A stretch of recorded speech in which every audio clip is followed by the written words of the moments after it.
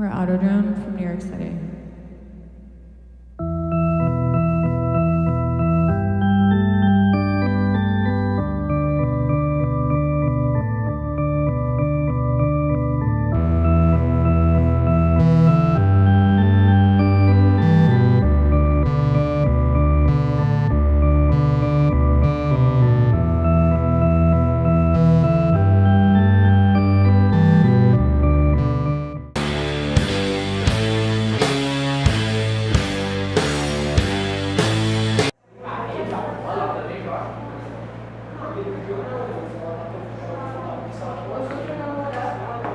A expectativa que é criada pelos alunos antes de chegar, pode ser em qualquer grau da educação, pode ser no ensino básico, no ensino universitário também.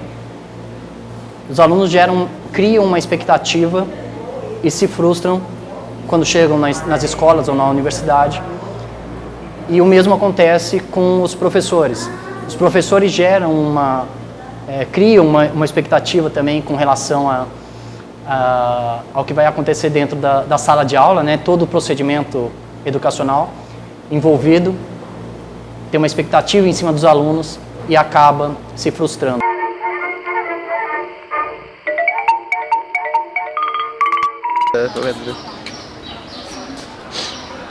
Tudo bom?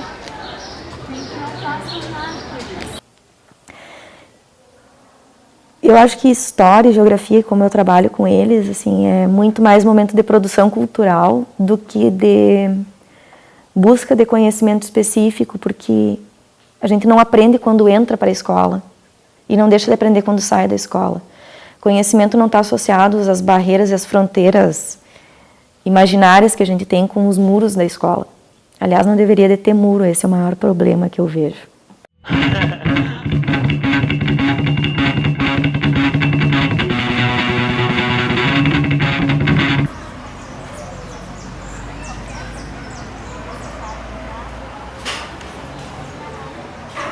Não estava ali, nós professores, nós não temos muito assim, motivação, porque vamos perdendo a motivação e o aluno perdendo o interesse. Porque é muito fácil, eu não vou me interessar muito, porque eu sei que vai chegar o final do ano e eu vou passar. E aí a escola vai ocupando outro lugar, vai ficar um lugar para encontros dos jovens, dos alunos, um lugar propício para namoro, para um lugar de sociabilidade, mas poucas vezes um lugar de escola mesmo, que é o ensino. Então eu vejo mais ou menos isso.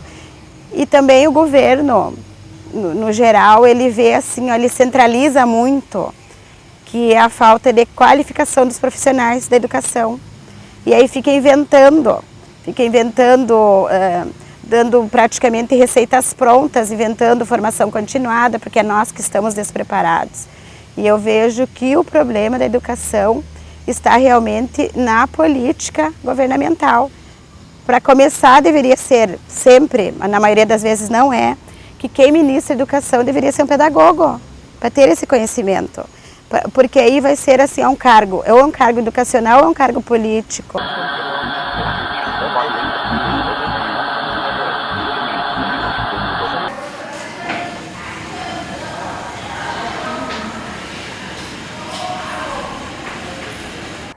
Na minha opinião, um dos maiores problemas da educação é a falta de compreensão o que é educação e a quem compete. Aí gera uma série de problemas. Em primeiro lugar, a questão da família.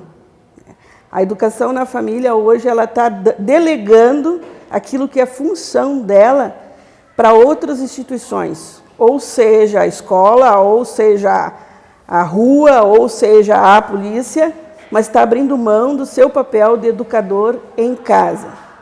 E aí isto gera já maiores problemas, que daí a escola começa a abraçar essa questão da educação, que deveria ser conjugada com o ensinar, com o saber, e assumindo aquilo que não é tarefa dela, acabando prejudicando o aluno.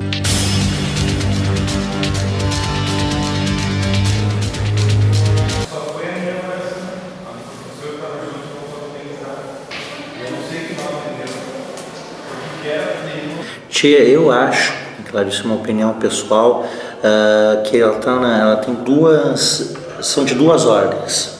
Da ordem que eu diria da mentalidade, tipo assim, né, o que serve a educação, o que é educação, e da ordem, né, das consequências dessa mentalidade. Eu acho que hoje tem problema pra caralho na educação, que eles se refletem, né, desde condições de trabalho, né, até as próprias condições de operar didática pedagogicamente, assim. Mas por que isso acontece? Ou seja, né, não é de hoje. Recentemente, agora eu participei da maior greve docente dos professores federais. A gente ficou praticamente quase 4 meses parado. E aí a gente anda pela Unipampa, eu sou professor, né, da Universidade Federal, mas a gente vê equipamento encaixotado, bibliotecas sem condições, né, a gente vê parquet, tem que tomar cuidado aqui. Vocês não andam muito aí, que tem salas que tu andar, tu chuta o parquet, aí ele sair, tu tropica e cai.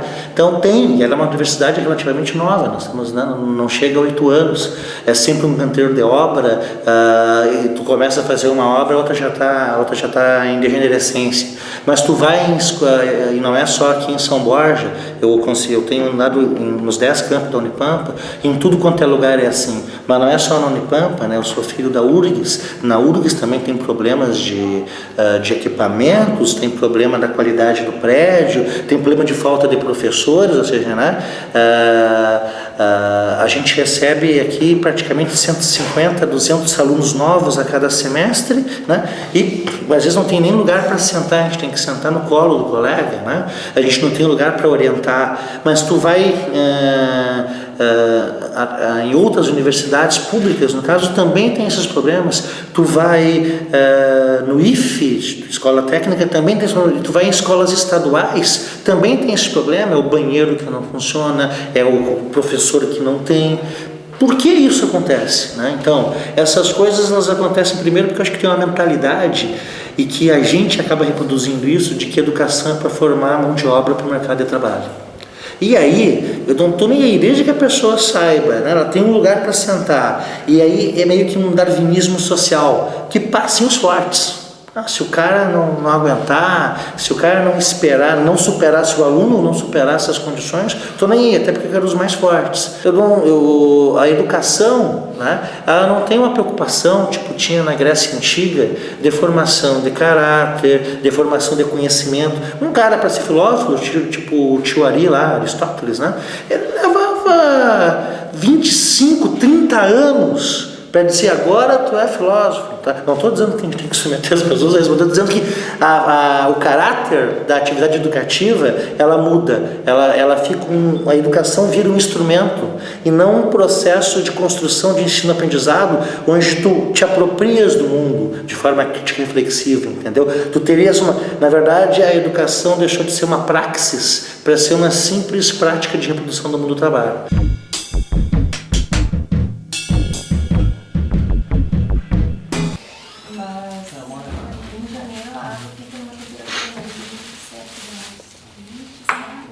O adolescente, ele não consegue mais se prender e falar lá de Sócrates, de Platão, né? Tu tem que trazer o Sócrates para a vida atual dele, o Platão para a vida atual deles, fazer sempre esse paralelo, mas não são todos os professores que conseguem fazer isso. Né? Nós temos ainda professores que mandam copiar do livro para o caderno, sendo que o livro é do aluno. Né? Aí tu diz, meu Deus, qual é a metodologia, né, que está acontecendo aí? Que nós estamos trabalhando só com pareceres, conceitos, as notas não são mais usadas. Ainda temos algumas turmas aqui que são do regimento antigo que estão usando notas, as 8ª séries. E os alunos, por incrível que pareça, clamam por nota. Né? Porque é o parecer, e esse parecer ou ele é restrito, ou ele é satisfatório, ou parcial. Né? Então, é impressionante como é que um aluno que, né, tiraria, um exemplo, 60, e o outro que tirou 95, os dois são satisfatórios. Aquele aluno que tirou 95, ele fica chateado. E eu dou razão para aquele aluno. Professora, se fosse por nota, eu teria 95, 98, 99. Só que o colega ali ele teria 6, 6,5. E ele é tão satisfatório quanto eu. Então eu vejo assim que também a educação ela nivelou nesse sentido. Nivelou muito por baixo, né? O aluno não precisa muito esforço para ele ser satisfatório. Hoje, infelizmente, eu observo assim, ó, que o difícil é reprovar um aluno. Tu tem que fazer muito esforço para ser reprovado. Assim, né? Muito esforço para ser reprovado, porque a questão da aprovação para o governo é o principal, tanto no ensino médio quanto com os pequenos, né? Eu trabalhei sempre com primeira série, que hoje é primeiro ano, não existe mais a reprovação no primeiro ano.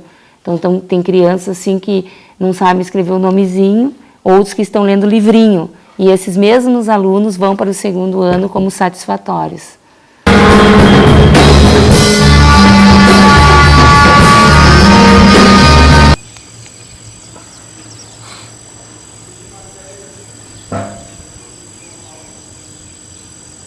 Bom, um dos grandes problemas da educação que me atingiu diretamente foram a forma como nós somos colocados perante a ela. Até certo momento, o nosso estudo ele é muito amplo, sendo que a gente acaba não utilizando muito daquilo que é aprendido. Me parece muito, hoje em dia, que nós somos só preparados até certo momento para os vestibulares e depois nós somos jogados, de certa forma, na universidade sem entender muito bem o que ela vai propor para a gente, né?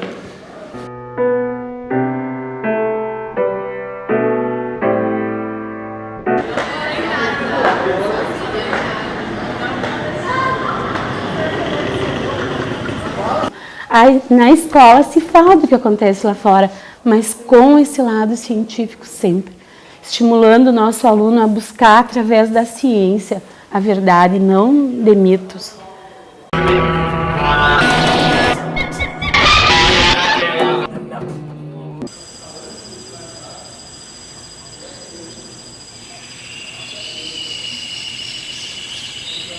Na verdade, eu acho que o maior problema da educação é uma questão de concepção, para que ela serve.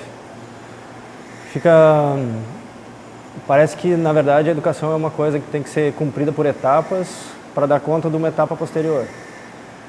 Então, você entra na educação infantil com o objetivo de finalizar aquilo para passar para o ensino fundamental. Você tem que finalizar o ensino fundamental para começar o médio, tem que finalizar o médio para entrar na faculdade, tem que finalizar a faculdade para trabalhar. Aí você trabalha a vida inteira para depois ter uma aposentadoria e ficar sem fazer nada, a ideia é aproveitar a vida. A educação parece, na verdade, que ela não tem um objetivo mesmo, né? Ela é só uma etapa que tem que ser cumprida. E é por esse motivo, creio eu, que aprender Bhaskara, por exemplo, não faz o mínimo sentido para quem estuda isso. Então você está lá aprendendo a Bhaskara e você fica, né, se perguntando para que diabos eu estou aprendendo isso, quando que eu vou usar isso, né? E não se tenta, por exemplo, incluir a educação dentro do próprio crescimento do ser humano, né? Então, passa assim, né? A criança vai para a escola, porque a escola é um lugar onde o pai pode deixar. Claro que aí tem duas questões importantes, né? Às vezes os pais não têm como ficar com os filhos o tempo inteiro, né? Também precisam trabalhar, etc. E tudo bem. No entanto, na maior parte dos casos, a escola vira uma espécie de babá, né? Assim como a televisão ou qualquer outra coisa.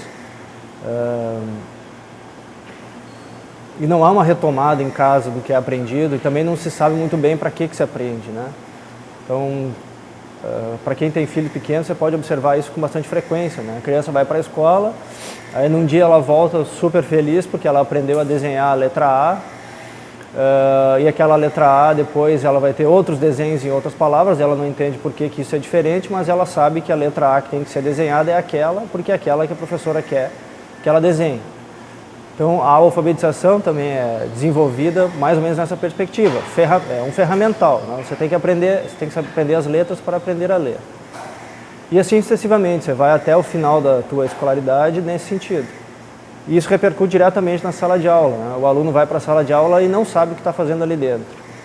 E o professor, em alguns momentos, também não sabe, né? Porque a gente tem a carga horária para cumprir, um currículo para ser passado, um conteúdo para ser passado, isso se transforma em uma constante decepção, né? Porque não era bem isso, não precisava ser bem isso, podia ser diferente, podia ter passado mais coisas, justamente porque há esse problema inicial de para que serve a educação, né? Isso poderia ser trabalhado desde cedo, né? Em alguns momentos, algumas escolas tentam utilizar isso, mas são barradas pelo mercado, por exemplo, como a educação mais lúdica, por exemplo, né? É um negócio que incentiva, por exemplo, a criança a criar, a pintar, a desenhar, só que ela chega em casa e o pai dela vai dizer, mas isso aí não vai te dar dinheiro, né? Você vai ficar desenhando quadrinhos aí, e automaticamente ela se torna alguém pouco criativa, né? Então automaticamente ela vai repetir coisas, né? E geralmente quando chega na faculdade o que se procura? Uma receita de bolo para que eu possa repetir. Então qual botão eu aperto para tirar a fotografia? É isso que me importa, não é a concepção da foto, não é o que é a fotografia, isso é bobagem teórica. Eu quero saber qual botão aperta e como que a foto fica bonita.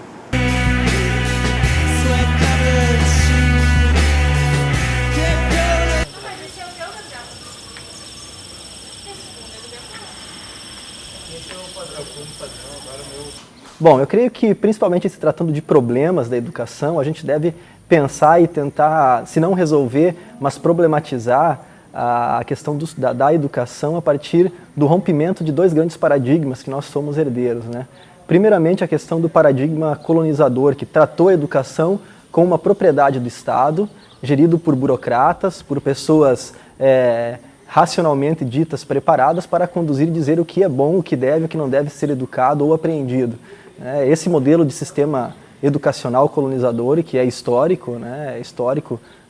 Não só no Brasil, mas é uma herança ocidental que nós temos, ele tem afastado totalmente a universidade das instituições sociais, dos movimentos sociais, das pessoas que estão ao entorno da universidade. Então, esse problema com relação ao paradigma colonizador, ele deve ser rompido, né? A universidade, ela faz parte de um social, ela não se encerra nos seus muros, e ela tem por objetivo formar essas pessoas e não controlar essas pessoas, né? Aí que se instala talvez o segundo problema mais contemporâneo, que é uma decorrência sim do paradigma colonizador, e que é o paradigma capitalista de formação, que tende totalmente a sua ação, tende a que a educação seja uma ação para o mercado, formando para a mão de obra, formando operários para uma empresa que já dispõe de estrutura e de possibilidades apenas para ele desenvolver tarefas. Esse é um grande paradigma que também é uma continuidade do colonizador e que deve ser superado.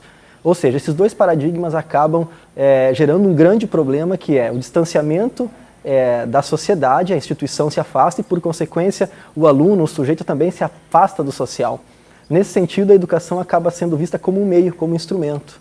O sujeito é desconsiderado. E sendo desconsiderado o sujeito, o processo como um todo, o processo de aprendizagem, ele vai ficar totalmente desconfigurado, vai ficar incompleto, ele vai ser problemático, porque ele é pensado sempre da instituição para o aluno.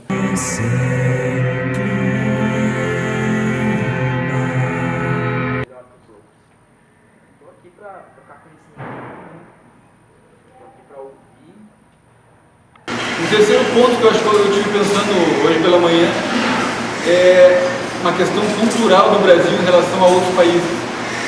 Eu tenho no Japão a cultura da competição, uma competição extrema.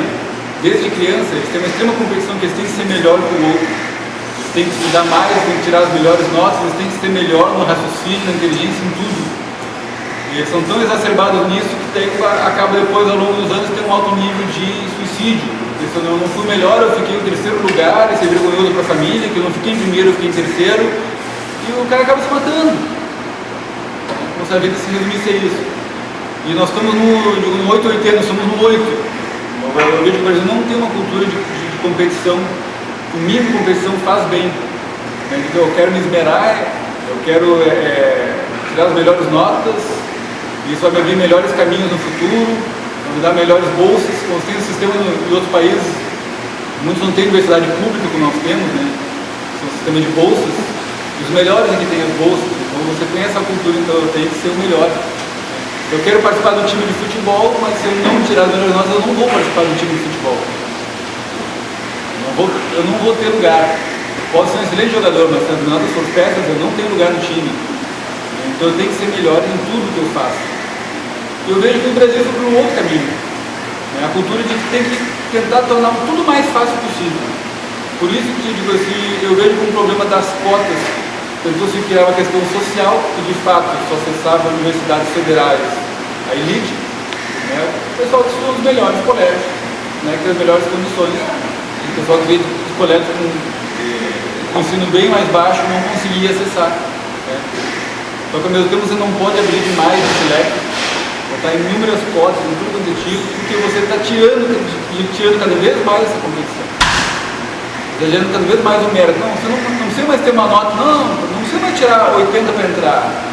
Né? Dentro das cotas ali, se você tirou 40, você tem a vaga sua. Eu vejo isso daí como um outro lado prejudicial. Tentou arrumar por um lado para melhorar o acesso, mas você diminuiu mais ainda a competição no Brasil, que já é baixa. Mas o que me preocupa? É que nessa parte educacional não existe competição. Cada vez querem diminuir mais o acesso, facilitar mais. Aí tem que ser mais fácil. Estudar menos e conseguir o que eu quero. Só que no mundo profissional isso não continua não existindo. O profissional continua sendo o melhor. Continua tendo a competição. We're Autodrone from New York City.